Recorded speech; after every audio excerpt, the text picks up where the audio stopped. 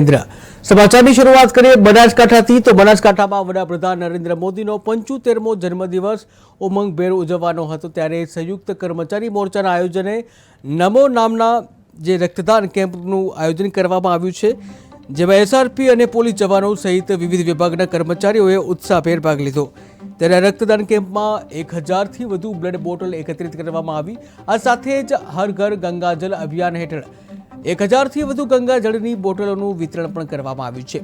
મોદીના 75માં અમૃત પર્વ જન્મદિવસની યાદગારી તરીકે સેલ્ફી પોઈન્ટ પણ મૂકવામાં આવ્યો છે જ્યાં લોકોએ ઉલ્લાસભેર ફોટા લઈ આ ક્ષણને યાદગાર બનાવી ત્યારે સમગ્ર કાર્યક્રમને સમાજ સેવા અને રાષ્ટ્રીય ભાવનાથી